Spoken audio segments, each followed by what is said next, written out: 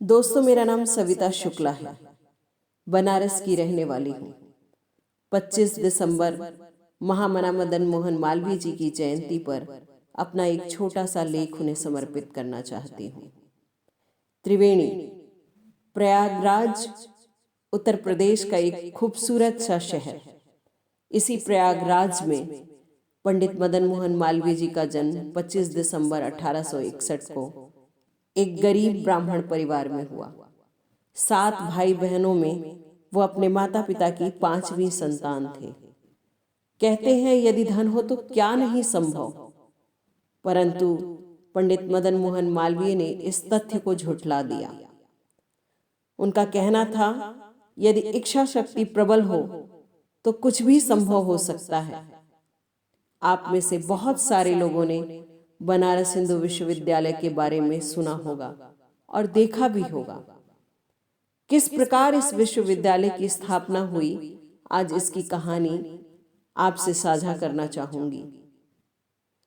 British शासनकाल में पंडित मदन मोहन मालवीय अक्सर ये सोचा करते कि काश हमारे पास एक हिंदू विश्वविद्यालय होता जिसमें हम भारतीय संस्कृति, सभ्यता और शिक्षा को संरक्षित कर पाते। और इसी स्वप्न की चर्चा वो अक्सर लोगों से किया करते। कहते हैं कि एक बार प्रयागराज में कुंभ के मेले के दौरान वो इसी विषय पे सबसे चर्चा कर रहे थे। चर्चा इतनी व्यापक हो गई कि वहां भीड़ इकट्ठी हो गई। उसी भीड़ में एक वृद्ध स्त्री वहां से बाहर निकली और पंडित जी के हाथ में 1 रुपए का सिक्का पकड़ाया। उस सिक्के को देखते ही पंडित मदन मोहन मालवीय के जहन में एक ख्याल आया कि चंदे की राशि इकट्ठा करके भी मैं इस विश्वविद्यालय की स्थापना कर सकता हूँ। वो उस वृद्ध स्त्री को धन्यवाद देना चाहते थे। जैसे ही वो पीछे मुड़े, उन्होंने देखा कि वो अंतर्ध्यान हो चुकी थी। पंडित मदन मोहन मालवीय अक्सर कहा करते कि स्वयं सरस्वती ने 1 रुपए का सिक्का देकर उन्हें इस कार्य के लिए प्रेरित किया। किसी भी संस्था की स्थापना के लिए सबसे महत्वपूर्ण होती है जमीन, और इसके लिए उन्होंने चुना काशी नरेश को। वो अक्सर काशी नरेश से मिलने का प्रयास करते पर मिल नहीं पाते।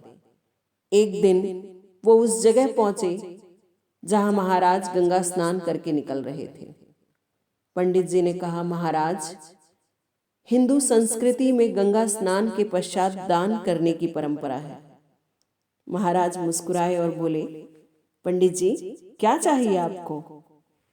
पंडित मदन मोहन मालवीय बोले, महाराज, आपकी इस नगरी में एक हिंदू विश्वविद्यालय की स्थापना का स्वप्न लेकर आया हूं और उसके लिए मुझे जमीन चाहिए। महाराज बोले, पंडित जी, आप कल सुबह आइएगा। सूर्योदय के साथ ही आप चलना प्रारंभ करिएगा और सूर्यास्त तक आप जितनी जमीन नाप पाए वो सब आपकी। अगले दिन पंडित जी ने सूर्योदय के साथ चलना प्रारंभ किया और सूर्यास्त तक 1300 एकड़ जमीन वो नाप गए। और उसके बाद शुरू हुई काशी हिंदू विश्वविद्यालय की स्थापना की कहानी। जमीन तो मिल गई थी, अब जरूरत थी धन की।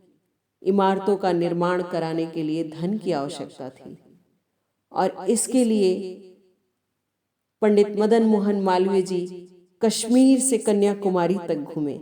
हर प्रांत में, हर रियासत में, हर राजा से, हर नवाब से वो मिले और धन की याचना की। इसी श्रृंखला में निजाम, हैदराबाद के निजाम की एक कहानी प्रचलित है।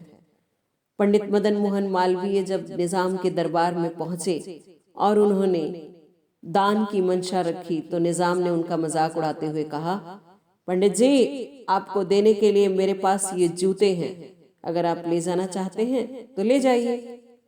पंडित मदन मोहन मालवीय बहुत ही शांत स्वभाव के थे।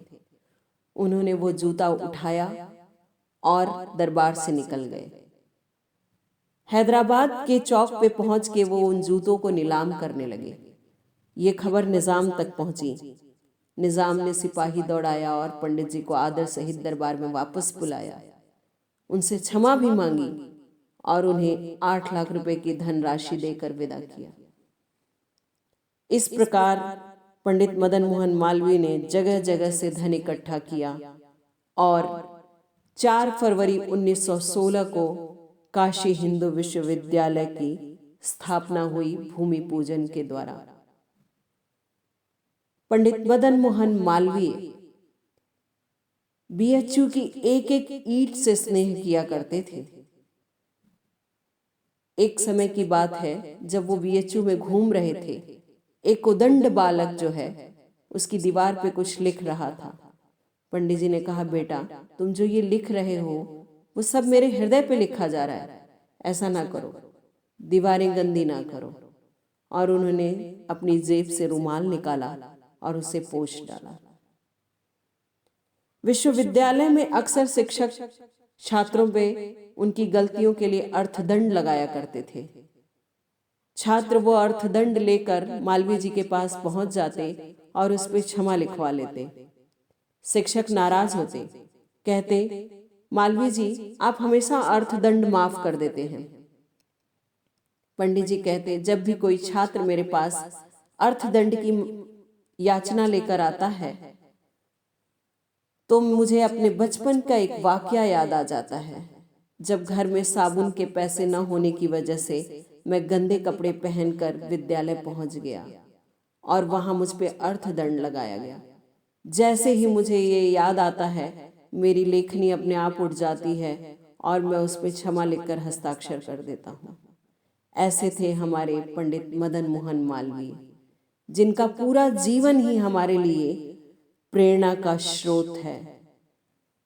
85 वर्ष की आयु में 12 नवंबर 1946 में इसी काशी में उन्होंने अपनी अंतिम सांस ली। मरणोपरांत भारत का सर्वोच्च सम्मान भारत रत्न प्रदान किया गया। पंडित मदन मोहन मालवीय जी के लिए ही ये लाइन सटीक बैठती है कि कौन कह सकता है कि आसमान में सुराख नहीं हो सकता, तबीयत से एक पत्थर उछाल के तो देखो।